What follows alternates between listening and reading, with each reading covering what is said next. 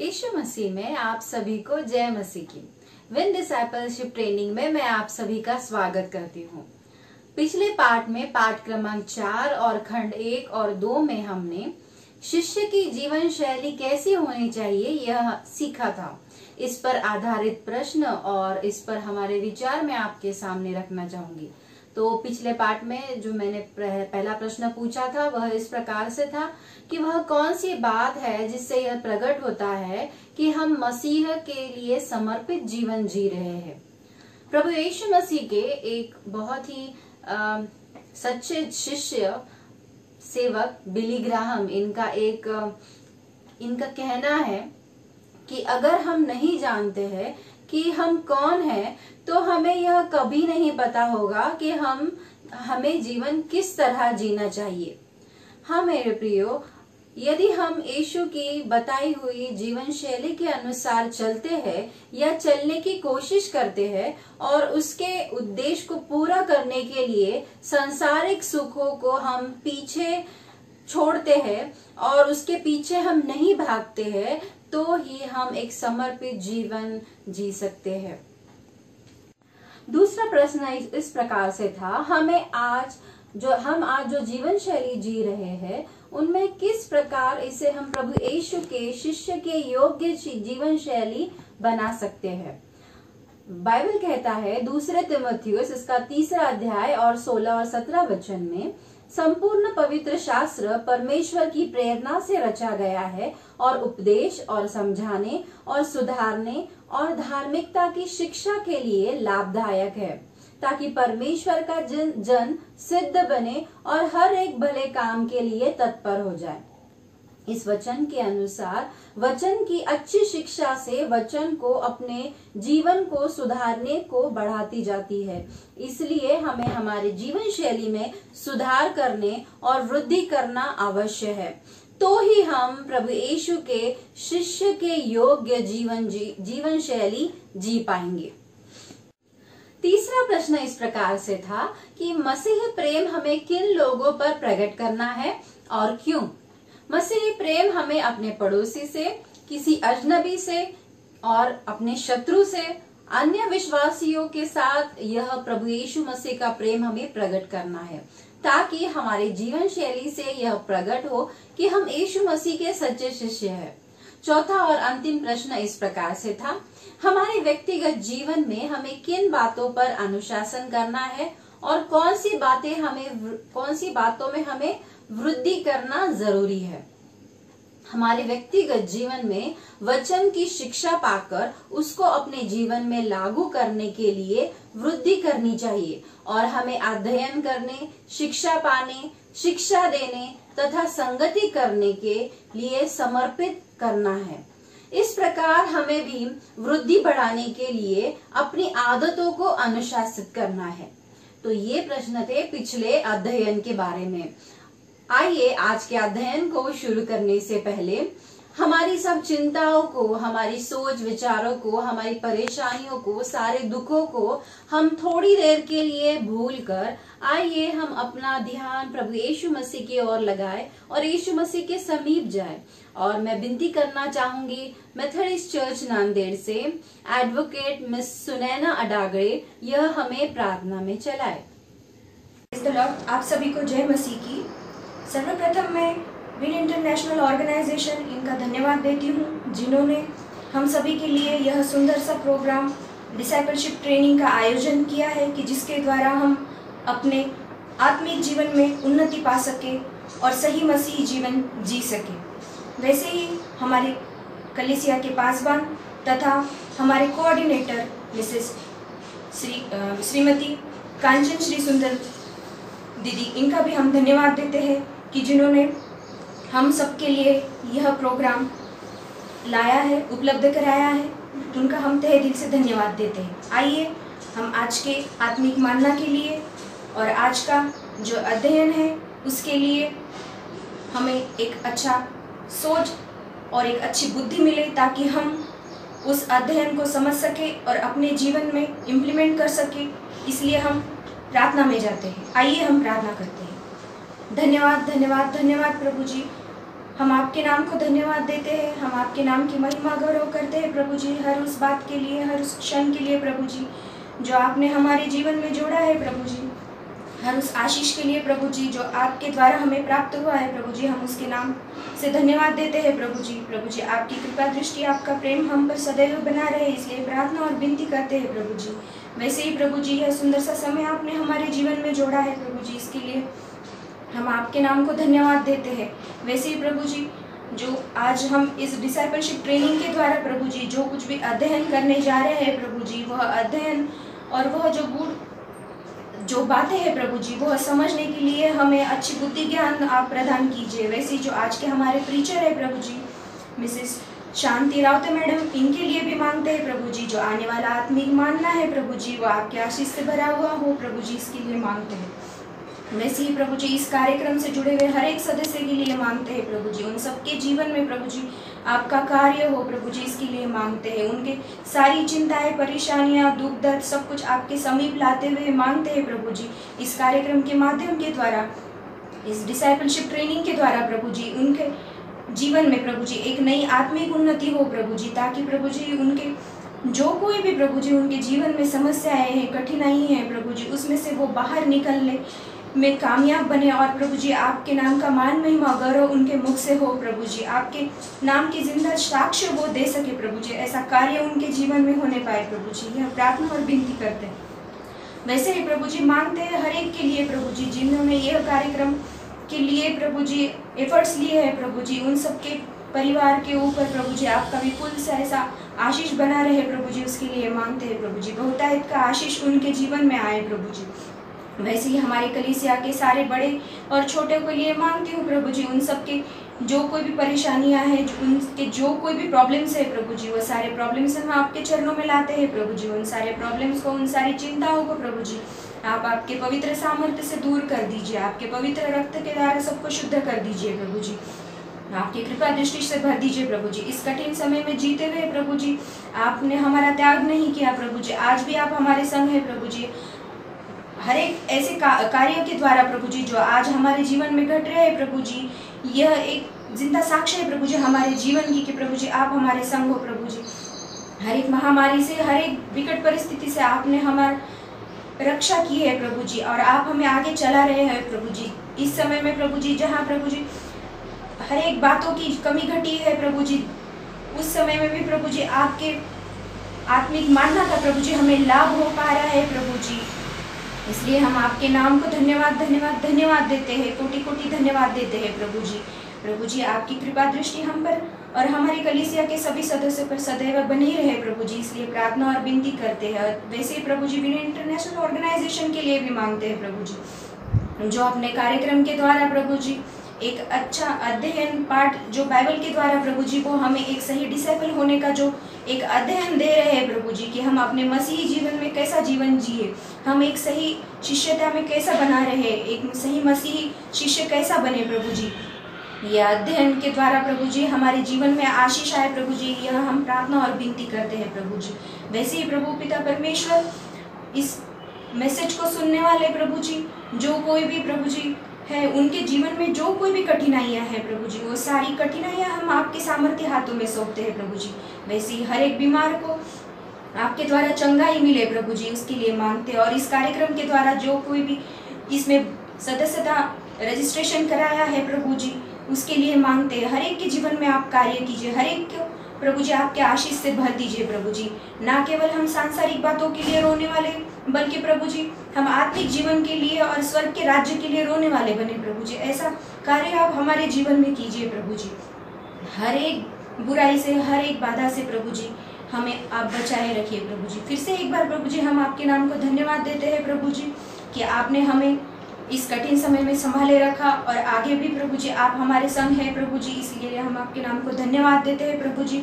वैसे ही प्रभु जी ऑनलाइन प्रसारण माध्यम के द्वारा जो कोई भी लोग एफर्ट्स लेके सारी जो कोई भी आशीषें हम तक ला रहे हैं प्रभु जी, विशेष करके प्रभु जी मार्टिन दादा, इनके लिए भी मांगती हूँ प्रभु जी जो इस कार्यक्रम को प्रसारण करने में हमारे तक ला रहे हैं प्रभु जी, उनके परिवार के ऊपर, उनके ऊपर आपकी ढेर सारी आशीष बनी रहे प्रभु जी, इसके लिए मांगते हैं प्रभु जी। हर एक छोटे बड़ों के ऊपर आपका आशीष बना रहे प्रभु जी।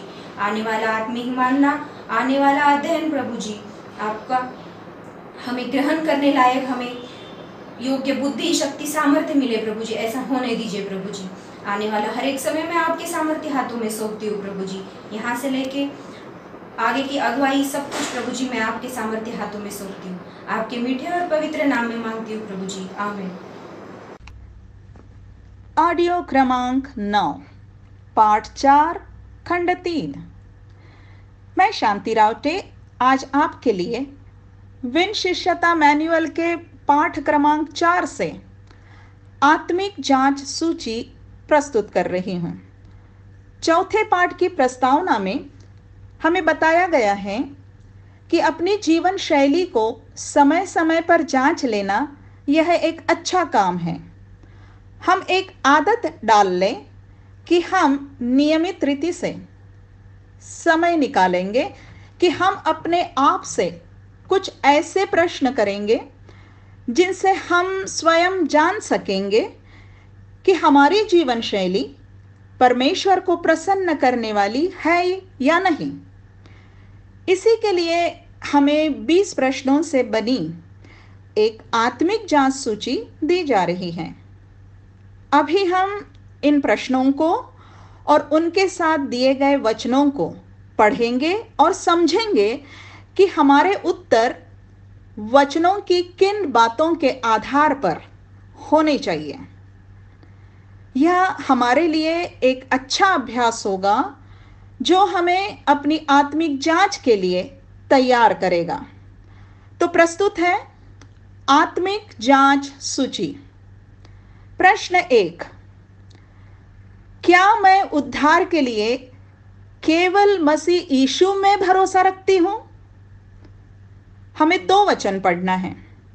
यूहन्ना 3:16, क्योंकि परमेश्वर ने जगत से ऐसा प्रेम किया कि उसने अपना एकलौता पुत्र दे दिया ताकि जो कोई उस पर विश्वास करे वह नाश ना हो परंतु अनंत जीवन पाए। इफिसियों 2:8 और 9, क्योंकि विश्वास के द्वारा अनुग्रह ही से तुम्हारा उद्धार हुआ है और यह तुम्हारी ओर से नहीं वरन परमेश्वर का दान है, और न कर्मों के कारण, ऐसा ना हो कि कोई घमंड करे। हमें इन वचनों से समझना है कि हमारा उद्धार हमारी ओर से नहीं है, अर्थात हमारी किसी भी योग्यता के कारण नहीं है। उद्धार हमारे कर्मों अर्थात भले कामों के कारण नहीं है। उद्धार परमेश्वर का दान है। हमारा उद्धार परमेश्वर के अनुग्रह ही से है। हम पापियों के उद्धार के लिए परमेश्वर ने अपने एकलौते पुत्र यीशु को हमें नाश होने से बचाने के लिए दे दिया ताकि हम उस पर विश्वास करें और अनंत जीवन पाएं। इसलिए हमें अपने उद्धार के लिए अपने आप में नहीं, अपनी योग्यता में नहीं, अपने भले कामों में नहीं, परंतु केवल मसीह यीशु में भरोसा करना है, अर्थात दृढ़ विश्वास रखना है। हम अपने आप से प्रश्न करें, क्या मैं उद्धार के लिए केवल मसीह यीशु में भरोसा रखती हूं? प्रश्न 2, क्या मसीह यीशु मेरा प्रभु है? हमें 2 वचन पढ़ना है। लूका 9:23, उसने सबसे कहा, यदि कोई मेरे पीछे आना चाहे तो अपने आपे से इनकार करे और प्रतिदिन अपना क्रूस उठाए हुए मेरे पीछे हो ले। लूका 14:26, यदि कोई मेरे पास आए और अपने पिता और माता और पत्नी और लड़के बालों और भाइयों और बहनों वरन अपने प्राण को भी अप्रिय ना जाने तो वह मेरा चेला नहीं हो सकता।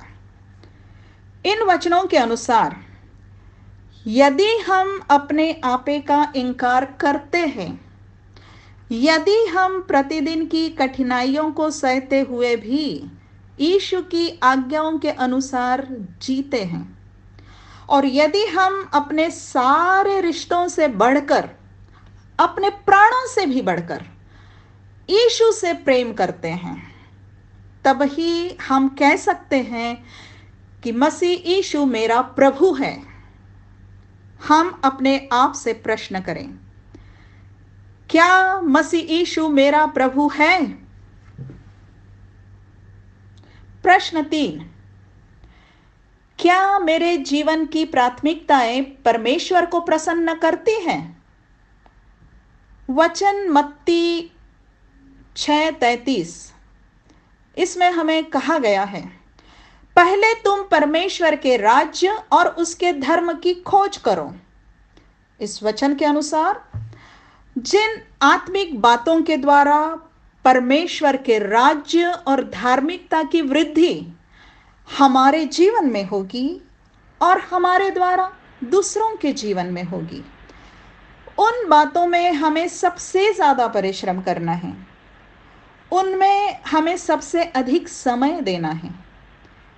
इसके लिए हमें अच्छी शिक्षा के गुणों को और शिक्षा की जीवन शैली की बातों को प्राथमिकता अर्थात पहला स्थान देना होगा, और हमारी यही बातें परमेश्वर को प्रसन्न करेगी। हम बहुत सोच समझकर अपने आप के लिए इस प्रश्न का उत्तर दें, क्या मेरे जीवन की प्राथमिकताएं परमेश्वर को प्रसन्न करती है?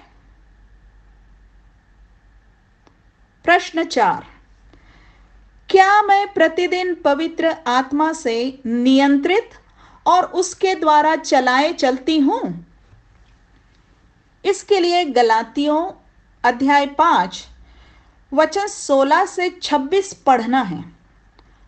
वचन 16 में कहा गया है, आत्मा के अनुसार चलो तो तुम शरीर की लालसा को किसी रीति से पूरी ना करोगे। और वचन 25 में पुनः लिखा है, यदि हम आत्मा के द्वारा जीवित है तो आत्मा के अनुसार चले भी। इन दो वचनों के बीच वचन 19 से 21 में शरीर के अनेक बुरे काम बताए गए हैं, और फिर वचन 22 और 23 में आत्मा का फल बताया गया है।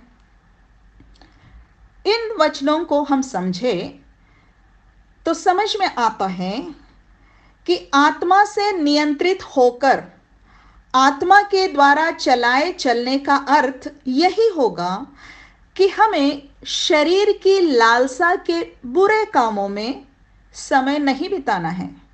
हमें शरीर की लालसा के बुरे कामों को नहीं करना है, परंतु आत्मा के फल के सद्गुणों से भरा हुआ व्यवहार करना है। और जैसे इफिसियों 5:18 में कहा गया है, आत्मा से परिपूर्ण होते जाओ, तो हमें प्रतिदिन आत्मा से परिपूर्ण होकर ऐसे ही आत्मा के द्वारा नियंत्रित जीवन को जीना है। हम अपने आप से प्रश्न करें, क्या मैं प्रतिदिन पवित्र आत्मा से नियंत्रित और उसके द्वारा चलाए चलती हूं? प्रश्न 5, क्या परमेश्वर मेरे विचारों से प्रसन्न होता है? इससे संबंधित वचन है फिलिपियों 4:8 और 9। लिखा है, जो जो बातें सत्य हैं और जो जो बातें आदरणीय हैं और जो जो बातें उचित हैं और जो जो बातें पवित्र हैं और जो जो बातें सुहावनी हैं और जो जो बातें मन भावनी हैं, निदान जो जो सद्गुण और प्रशंसा की बातें हैं, उन्हीं पर ध्यान लगाया करो। हमारे विचार जब ऐसी ही बातों में लगे रहते हैं जो इन वचनों में बताई गई हैं, तब हमारे विचारों से परमेश्वर प्रसन्न होता है। हम अपने आप से प्रश्न करें, क्या परमेश्वर मेरे विचारों से प्रसन्न होता है? प्रश्न 6, क्या मैं वास्तव में पाप से घृणा करती हूं? वचन है भजन संहिता 119 इसका वचन 104। तेरे उपदेशों के कारण मैं समझदार हो जाता हूं, इसलिए मैं सब मिथ्या मार्गों से बैर रखता हूं। मिथ्या मार्ग से अर्थ है संसार की झूठी और गलत शिक्षा, ऐसी शिक्षा जो वचन के अनुसार नहीं है, और गलत तरीके और बुरा चाल चलन। इन बातों को अपनाना या करना पाप है। इसलिए इन सब गलत बातों से हमें बैर या घृणा करनी है, अर्थात इनसे दूर रहना है। अब हम अपने आप से प्रश्न करें, क्या मैं वास्तव में पाप से घृणा करती हूं? प्रश्न 7, क्या मेरा विवेक शुद्ध है? वचन है प्रेरितों 24:16। मैं आप भी यत्न करता हूं कि परमेश्वर की और मनुष्यों की ओर मेरा विवेक सदा निर्दोष रहे। हमें हमेशा अपने मन में यह बात निश्चित करनी चाहिए कि हमने परमेश्वर और मनुष्यों के प्रति जानबूझकर कोई भी बुराई नहीं की है। तभी हम कह सकेंगे कि हमारा विवेक शुद्ध है। हम इस प्रश्न का उत्तर सोचें, क्या मेरा विवेक शुद्ध है? प्रश्न 8, क्या मैं कठिनाइयों का सामना धीरज और आनंद के साथ करती हूं? याकूब 1 वचन 2 से 4। हे मेरे भाइयों, जब तुम नाना प्रकार की परीक्षाओं में पड़ो तो इसे पूरे आनंद की बात समझो, यह जानकर कि तुम्हारे विश्वास के परखे जाने से धीरज उत्पन्न होता है। परंतु धीरज को अपना पूरा काम करने दो कि तुम पूरे और सिद्ध हो जाओ और तुम में किसी बात की घटी ना रहे। हमें कठिनाइयों के समय में भी अपने स्वभाव में धीरज और आनंद बनाए रखना चाहिए। इससे हमारा विश्वास परखा जाता है और दिखाई देता है कि हम यीशु की शिष्या होने में सिद्ध होते जा रहे हैं।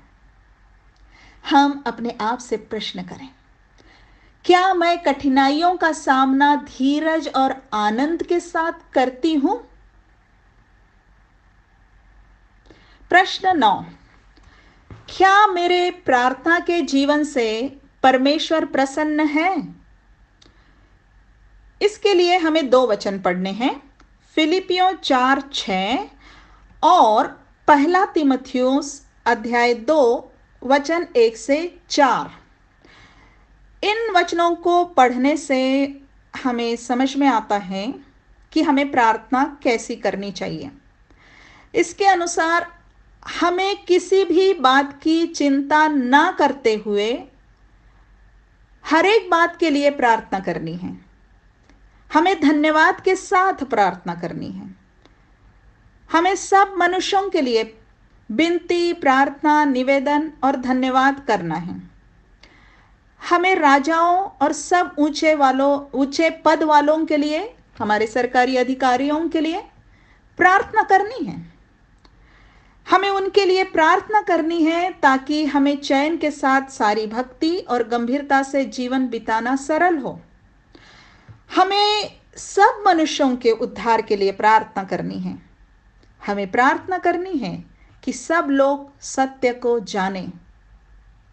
हमारी ऐसी प्रार्थना से परमेश्वर प्रसन्न होता है। हम अपने आप से प्रश्न करें, क्या मेरे प्रार्थना के जीवन से परमेश्वर प्रसन्न है? प्रश्न 10, क्या मैं परमेश्वर के वचन का अध्ययन करती हूं और उसे रट लेती हूं तथा उसका पालन करती हूं?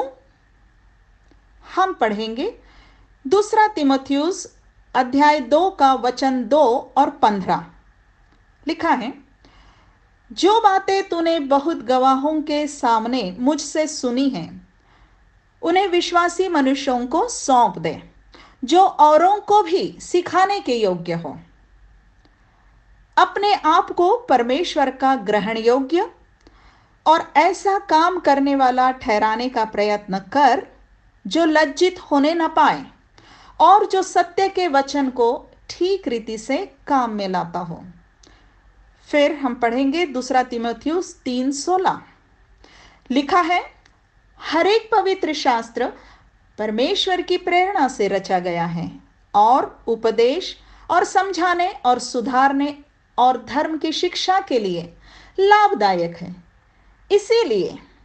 इसीलिए हमें पवित्र शास्त्र का वचन सुनना है, उसका अध्ययन करना है और उस वचन को ठीक रीति से काम में लाने वाले बनने का प्रयत्न करना है।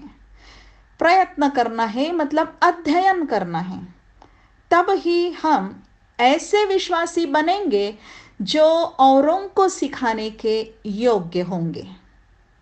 हम अपने आप से प्रश्न करें, क्या मैं परमेश्वर के वचन का अध्ययन करती हूँ और उसे रट लेती हूँ तथा उसका पालन करती हूँ? प्रश्न 11, क्या मैं परमेश्वर से प्रेम करती हूँ और अपने पड़ोसी से वैसा ही प्रेम करती हूँ जैसा मसीह ने मुझसे किया है? लूका 10:27। तू प्रभु अपने परमेश्वर से अपने सारे मन और अपने सारे प्राण और अपनी सारी शक्ति और अपनी सारी बुद्धि के साथ प्रेम रख और अपने पड़ोसी से अपने समान प्रेम रख। यूहन्ना 13:34। यीशु ने कहा, मैं तुम्हें एक नई आज्ञा देता हूं कि एक दूसरे से प्रेम रखो। जैसा मैंने तुमसे प्रेम रखा है वैसा ही तुम भी एक दूसरे से प्रेम रखो। ये वचन बहुत ही स्पष्ट है कि हमें परमेश्वर से कैसे प्रेम रखना है और हमें अपने पड़ोसी से कैसे प्रेम करना है। इन पर ध्यान देते हुए हम अपने आप से प्रश्न करें, क्या मैं परमेश्वर से प्रेम करती हूं और अपने पड़ोसी से वैसा ही प्रेम करती हूं जैसा मसीह ने मुझसे किया है? प्रश्न 12, क्या मैं मसीही विश्वासियों के समूह के साथ नियमित सहभागिता रखती हूं? वचन पढ़ना है इब्रानियों 10:25। लिखा है, और एक दूसरे के साथ इकट्ठा होना ना छोड़ें जैसे कि कितनों की रीति है, परंतु एक दूसरे को समझाते रहे और जैसे जैसे उस दिन को निकट आते देखो वैसे वैसे और भी अधिक यह किया करो।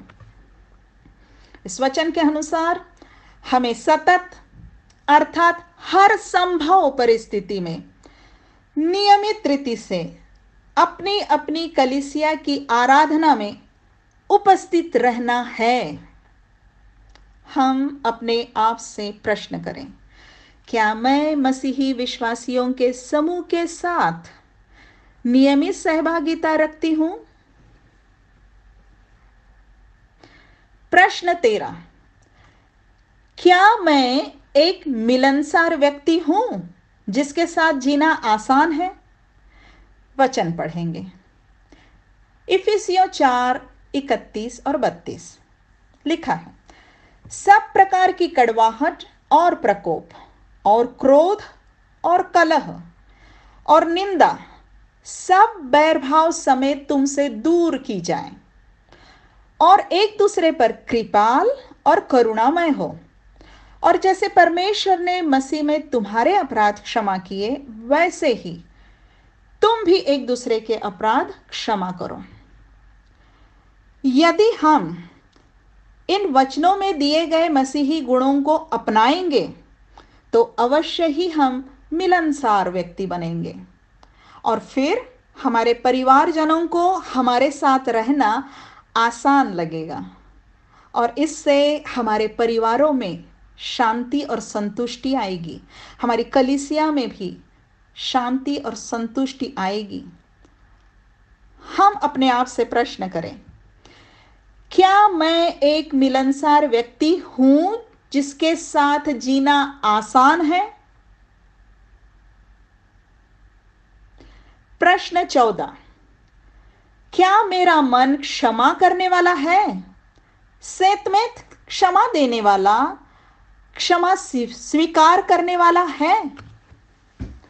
मत्ती 6, 14 और 15 में लिखा है, इसलिए यदि तुम मनुष्य के अपराध क्षमा करोगे तो तुम्हारा स्वर्गीय पिता भी तुम्हें क्षमा करेगा। यदि तुम मनुष्यों के अपराध क्षमा न करोगे तो तुम्हारा पिता भी तुम्हारे अपराध क्षमा न करेगा। यह वचन बहुत ही स्पष्ट है कि हमें क्षमा करने वाला मन रखना है। जैसे हमारे स्वर्गीय पिता ने हमें क्षमा किया है, वैसे ही हमें सबके अपराधों को क्षमा करना है। हम अपने आप से प्रश्न करें, क्या मेरा मन क्षमा करने वाला है? सेत में क्षमा देने वाला, क्षमा स्वीकार करने वाला है? प्रश्न 15, क्या मैं किसी बात के प्रति कड़वाहट से भरी हुई हूं? वचन पढ़ेंगे, इब्रानियों 12:15। और ध्यान से देखते रहो कि ऐसा ना हो कि कोई परमेश्वर के अनुग्रह से वंचित रह जाए या कोई कड़वी जड़ फूटकर कष्ट दे और उसके द्वारा बहुत से लोग अशुद्ध हो जाएं। यदि कोई हमारी बुराई करता है और फिर हम उस बात को अपने मन में रखे रहते हैं तो इसे ही मन में कड़वाहट पालना कहते हैं। वैसे ही कड़वी जड़ का अर्थ ऐसी बुराई या दुष्टता भी होता है जिससे कलीसिया या परिवार में किसी प्रकार का कष्ट हो या अशुद्धता फैल जाए। हमें अपने मन में किसी के प्रति कड़वाहट नहीं रखना है, हमें अपने मन में कोई बुराई या दुष्टता नहीं रखनी है। हम अपने आप से प्रश्न करें, क्या मैं किसी बात के प्रति कड़वाहट से भरी हुई हूं? प्रश्न 16, क्या मेरा स्वभाव एक दास जैसा है? मत्ती 20:28। और जो तुम में प्रधान होना चाहे वह तुम्हारा दास बने, जैसे कि मनुष्य का पुत्र इसलिए नहीं आया कि उसकी सेवा टहल की जाए, परंतु इसलिए आया कि आप सेवा टहल करें और बहुतों की छुड़ौती के लिए अपने प्राण दें। हमें मसीह के समान नम्र सेवक होना है, अर्थात व्यवहार करने का ढंग या रवैया जो हम अपनाते हैं वह नम्र होना चाहिए। हमारे व्यवहार करने का ढंग या रवैया नम्र होना चाहिए। हमें दूसरों की सेवा करने के द्वारा, त्यागपूर्ण सेवा करने के द्वारा यीशु का प्रेम प्रकट करना है। ऐसा स्वभाव ही दास जैसा स्वभाव होता है। हम अपने आप से प्रश्न करें, क्या मेरा स्वभाव एक दास जैसा है? प्रश्न 17, क्या मैं मसीह यीशु की गवाही देती हूं, सुसमाचार सुनाती हूं? प्रेरितों 1:8 लिखा है, जब पवित्र आत्मा तुम पर आएगा तब तुम सामर्थ पाओगे और यरूशलेम और सारे यहूदिया और सामरिया में और पृथ्वी के छोर तक मेरे गवाह होंगे। हमारे लिए आज इसका अर्थ यही होगा कि हम जहां भी रहते हैं, जहां भी जाते हैं और जो कुछ भी करते हैं, हम सदा अवसर की खोज में रहें कि औरों को यीशु की गवाही दें, यीशु का सुसमाचार सुनाएं। हम अपने आप से प्रश्न करें, क्या मैं मसीह यीशु की गवाही देती हूं, सुसमाचार सुनाती हूं? प्रश्न 18, क्या मैं शिष्य बना रही हूं? मत्ती 28 इसके वचन 18 से 20 को पढ़ना है। हम जानते हैं कि इन वचनों में यीशु का महान आदेश है जो उसने सब शिष्यों को दिया है। तुम जाकर सब जातियों के लोगों को चेला बनाओ और उन्हें पिता और पुत्र और पवित्र आत्मा के नाम से बपतिस्मा दो और उन्हें सब बातें जो मैंने तुम्हें आज्ञा दी है मानना सिखाओ। हमें शिष्य बनाते रहना है। हमें अपनी कलीसिया में इस काम में लगे रहना है। हमें अपने परिवार में शिष्य बनाना है। हमें जहां भी अवसर मिले शिष्यता के पाठ सिखाना है। हम अपने आप से प्रश्न करें, क्या मैं शिष्य बना रही हूं? प्रश्न 19, क्या मैं सीखने का मन रखती हूं? नीति वचन 18:15 लिखा है, समझ वाले का मन ज्ञान प्राप्त करता है और बुद्धिमान ज्ञान की बात की खोज में रहते हैं। हमें जीवन भर वचन से सीखते रहना है। इसी से हम मसीही जीवन में निरंतर वृद्धि करते जाते हैं। हम कभी भी नहीं कह सकते कि मैंने पूरा वचन सीख लिया है। हमें हमेशा और अधिक सीखने का मन रखना चाहिए। ये ध्यान में रखते हुए अपने आप से प्रश्न करें, क्या मैं सीखने का मन रखती हूं? प्रश्न 20, क्या मुझे नियमित रूप से किसी के द्वारा शिष्यता की शिक्षा या सलाह दी जा रही है? इसके लिए हमें वचन दिया गया है। हमें पढ़ना है पहला पत्रस अध्याय 5 इसके वचन 1 से 5। आप इसे पढ़िएगा। इसके अनुसार हमारे मध्य ऐसी अधीनता और दीनता बनी रहनी चाहिए जिससे परमेश्वर के झुंड के रूप में हमारी रखवाली होगी, अर्थात हम वचन से खरी शिक्षता सीखते हुए मसीह यीशु में दृढ़ बने रहेंगे। हम औरों को वचन से सिखाने में बढ़ें। इसके लिए आवश्यक है कि हम भी नियमित रूप से वचन से शिक्षा प्राप्त करते रहें, कोई हमें सिखाते रहें। हम अपने आप से प्रश्न करें, क्या मुझे नियमित रूप से किसी के द्वारा शिष्यता की शिक्षा या सलाह दी जा रही है?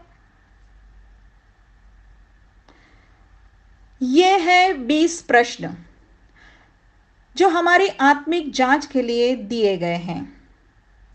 अच्छा होगा कि हम इन प्रश्नों को और उसके साथ दिए गए वचनों के हवालों को एक पृष्ठ पर लिख लें कि बाद में एकांत में बैठकर उनका उत्तर दें। अपने आप से प्रश्न करें, स्वयं के लिए उत्तर दें। हमें कहा गया है कि हम हर एक प्रश्न का उत्तर हाँ या ना में दें। इस ऑडियो के साथ इन प्रश्नों की कॉपी हम आपको देंगे। ये प्रश्न तथा वचन हमें बताएंगे कि हम अपने समर्पण के किस क्षेत्र में कमजोर हैं या क्या कोई पाप हमारे जीवन में है। इस सूची का लाभ तभी होगा जब हम इन प्रश्नों का उत्तर परमेश्वर के वचन के प्रकाश में पूर्णतः ईमानदारी से देंगे। प्रश्नों का उत्तर देने के बाद प्रार्थना में समय दीजिए, अपने पापों का अंगीकार कीजिए, उनके लिए पश्चाताप कीजिए। पहला यूहन्ना 1:9 में लिखा है, यदि हम अपने पापों को मान लें तो वह हमारे पापों को क्षमा करने और हमें सब अधर्म से शुद्ध करने में विश्वास योग्य और धर्मी हैं।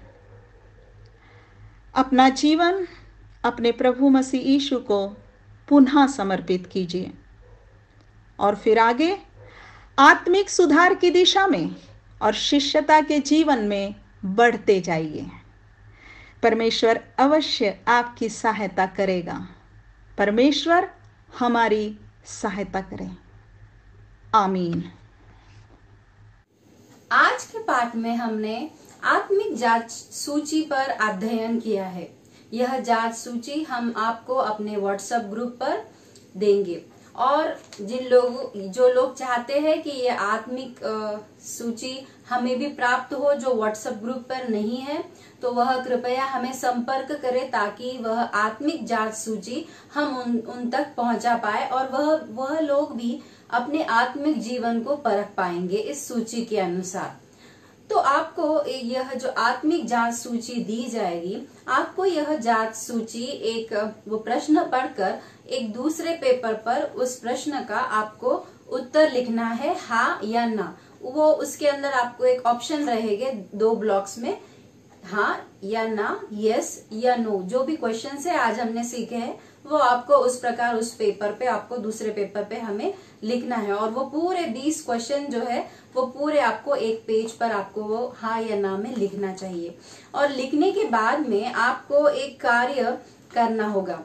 ये कार्य बहुत ही सिंपल है और आपको भी बहुत अच्छा लगेगा जब आप ये कार्य करेंगे। तो जब आप यह पॉइंट्स लिख चुके या आपके उत्तर इस पर लिख चुके, जैसे कि इस पेपर पर मैं आपको दिखाती हूँ फॉर एग्जाम्पल, जैसे प्रश्न 1 उसका उत्तर हाँ या ना, दूसरा प्रश्न उसका उत्तर हाँ या ना। उसी प्रकार जब पूरे 20 प्रश्न के उत्तर हम लिख लेंगे इस कागज पर, तो हमें क्या करना होगा, हमें एक सिरे से लेकर दूसरे सिरे तक हमारी जो भी कमजोरियां है या हमारे जो भी अपराध है जो हमें मसीह जीवन जीने के लिए आड़े आ रहे हैं या वो हमारे जीवन में ऑब्स्टेकल है, हमें वो सब इसके ऊपर एक सिरे से दूसरे सिरे तक लिखना है। कि शायद मैं गुस्सा करती हूँ तो यहाँ पे ऐसा लिखना है, मैं गुस्सा करती हूँ। अगर मैंने यहाँ पे लिखा है कि अब मैं अभिमान नहीं करूंगी, तो ऐसा इसके ऊपर एक सिरे से लेकर दूसरे सिरे तक हमें इस प्रकार से लिखना है। और लिखने के बाद में आपको इसके आगे जो वचन मैं आपको बताऊंगी वह भी उसके ऊपर लिखना है या दूसरे सिरे पर वह वचन आपको लिखना है। और वह वचन इस प्रकार से है, पहले यूहन्ना उसका 1 अध्याय और 9 वचन उसके ऊपर लिखिए। वह वचन इस प्रकार से है कि यदि हम अपने पापों को मान ले तो वह हमारे पापों को क्षमा करने और हमें सब अधर्म को शुद्ध करने में विश्वास योग्य और धर्मी है। सचमुच अगर हम अपने पापों को मान लेंगे, इसके ऊपर लिखकर हमारे अपराधों को प्रभु यीशु मसीह के सामने रखेंगे, तो हम विश्वास करते हैं कि परमेश्वर हमें क्षमा करेगा और उस पर विजय पाने के लिए हमारी सहायता करेगा। और परमेश्वर उन पापों के लिए हमें अपने अपराध जो है हमारे से दूर लेके जाएगा और हमें इन पापों से छुटकारा देगा। तो यह इस बात का संकेत रूप है कि उस पेपर जो आपने लिखा है, इसके ऊपर जो कुछ भी है, ये किसी को दिखाना नहीं है, किसी के साथ शेयर नहीं करना है। ये सिर्फ आपके व्यक्तिगत जीवन के लिए है। यह जो कुछ भी आपने इस पेपर पर लिखा है वह यीशु मसीह के नाम से इस बात का यह संकेत है कि यीशु मसीह ने आपके सब अपराधों को क्षमा किया है। यह पेपर जिस पर आपने लिखा है इसको आप फाड़ दीजिए। इस प्रकार से इसको आपको फाड़ देना है। और जब आप इसको फाड़ देंगे तो सचमुच विश्वास कीजिए आपका भी जीवन, आपको आपके जीवन में बोझ हल्का हो जाएगा और सचमुच आप अच्छा महसूस करेंगे।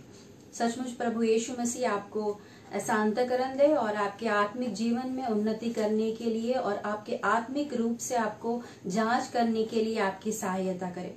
जिन क्षेत्रों में आत्मिक समर्पण की आवश्यकता है उनके लिए क्या करें, इसके मार्गदर्शन पाने के हेतु परमेश्वर से बुद्धि, बुद्धि मांगिए, वह निश्चय आपको बुद्धि देगा और आपको आपकी सहायता करेगा आपके जीवन में वृद्धि करने के लिए। तो आइए हम अपने मनों को प्रभु यीशु मसीह के स्वाधीन करें और प्रार्थना में जाएं। हे हमारे पवित्र पवित्र जीवित परमेश्वर, तेरे नाम को हम धन्यवाद देते हैं, तेरे नाम को हम ऊंचा उठाते हैं पिता परमेश्वर। पिता परमेश्वर, आज के वचन में हमने जो अध्ययन किया है पिता परमेश्वर, और हमारी आत्मिक जांच सूची जो हमने सीखा है पिता परमेश्वर, और इस 20 जो जांच सूची के जो प्रश्न है पिता परमेश्वर, हमारे व्यक्तिगत जीवन में पिता परमेश्वर आप सहायता कीजिए कि जो कुछ भी हमारे अंदर कमियां है या इस प्रश्न के उत्तर देने के लिए आप हमारी सहायता कीजिए पिता परमेश्वर। आपके पवित्र आत्मा की उपस्थिति में सहायता कीजिए कि इसके उत्तर हम सही प्रकार से लिखें और अपने पापों को आपके सामने कबूल करें, अपने पापों को आपके सामने मान ले पिता परमेश्वर, ताकि आप हमारे अपराधों को क्षमा करें पिता परमेश्वर। आगे का सब समय आपके हाथों में देते हुए छोटी सी विनती हमारे तारणकर्ता और उद्धारकर्ता हमारे जीवित प्रभु यीशु मसीह के नाम से मांगती हूँ, सुनिए और ग्रहण कीजिए, आमीन। हे आमच्या स्वर्गातील बाप्पा, तुझे नाम पवित्र मानले जाओ, तुझे राज्य येऊ, जसे स्वर्गात तसे पृथ्वीवरी तुझ्या इच्छेप्रमाणे हो। आमची रोजची भाकर आज आम्हास दे, आणि जसे आम्ही आमच्या ऋणासून सोडले आहे तसेच तू आमचे ऋण आम्हास सोड, आणि आम्हास परीक्षेत आणू नकोस, तर आम्हास वाईटापासून सोडव, कारण की राज्य, सामर्थ्य आणि गौरव ही सर्व काळ तुझेच आहे, आमीन। तो आइए आने वाले शुक्रवार को हम फिर मिलेंगे इसी समय पर और इसी हमारे मेथोडिस्ट चर्च यूट्यूब चैनल पर अगले अध्ययन को सीखने के लिए। प्रभु यीशु मसीह आपके मनों की तैयारी करने के लिए आपको सहायता करे और प्रभु आपके साथ रहे और प्रभु आपको आशीष दे। Praise the Lord.